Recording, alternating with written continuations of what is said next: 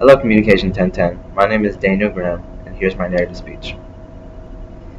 Think about a time in history, or in your own lifetime, where somebody speaking up played an important role for something else that happened in life.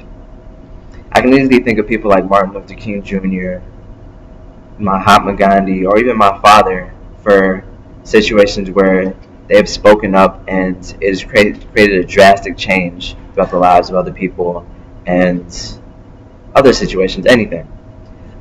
I went through a very important experience in high school where I had to learn when I can speak up and when not to.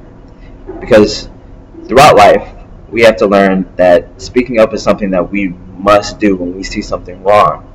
But at the same time, you have to learn when and when not to speak up. I had a experience in high school. It was my sophomore year, and I was on the bus. It was snowing. We almost had a snow day that day, actually.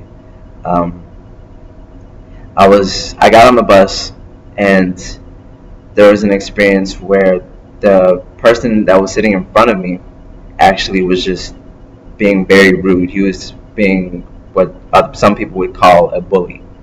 He was talking mainly about African Americans, black people. He said how black people will never make it anywhere in life and how they're stupid and things of that nature. And I thought to myself, okay, here's an experience, here's a time where I need to learn to speak up. This is something I was being taught in high school. This is something I was being taught from my parents.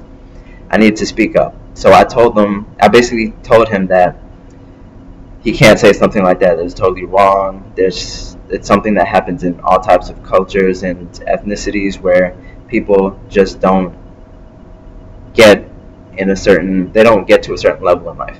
It's not just for black people. There are people in China, there are people in Europe, there are people in India who just don't make it places. You can't say that a black person is not going to make it somewhere. That is just very insulting. That's insulting to me as an African American. That is insulting to my friends and to my family. And the argument got more and more heated, where it got to the point where both of us were yelling, people were watching, and it was very rough. Towards the end, we were getting off on my bus stop, and I was just at the point where I was telling him to shut up. And he told me, we got off the bus, and he told me that I can't, if I tell him to shut up or something of that nature again, that he would do something, he would hurt me, harm me. It was basically just a threat.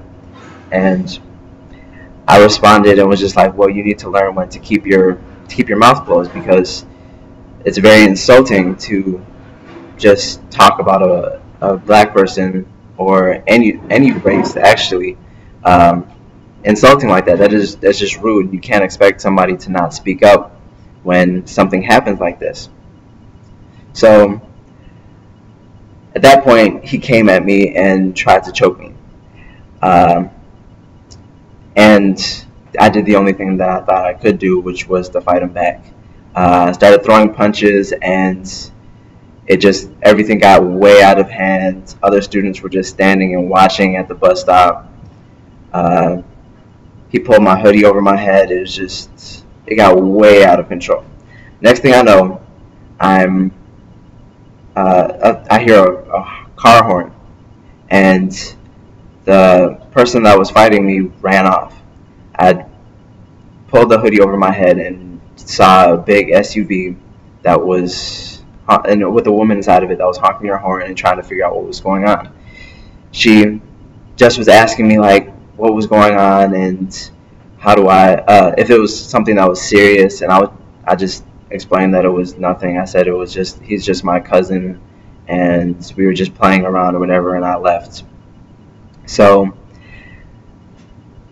I'm walking home, and I was incredibly upset, incredibly frustrated, trying to figure out why he would fight me, because I thought I was doing something that was right, speaking up for myself and speaking up for other people who aren't going to speak up. So that that experience, although I didn't get in trouble, I made it home and there were no consequences because nobody in the school administration, it was outside of school, nobody in the school administration found out. But at the same time, I was really hurt by the fact that it happened. I was hurt more emotionally than physically.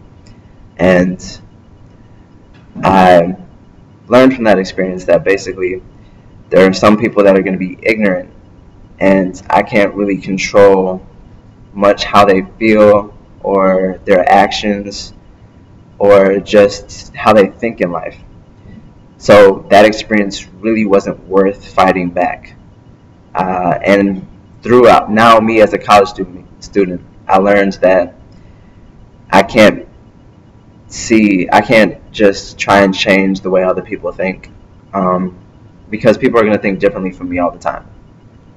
I have to just let things go sometimes, because some fights aren't worth it. When I see somebody getting rowdy or rough and I feel like something bad could happen by me speaking up, it is not my position to interject and try to make things right because I'll be causing more harm to myself and to my future than I would to help the situation.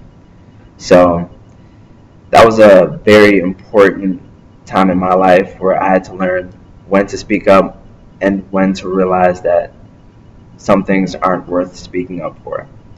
And it also taught me that I'm going to experience more of these things and how to deal with them in the future. And it's a constant process for me that I just must learn when and when not to speak up and when to fight for what is right. Thanks.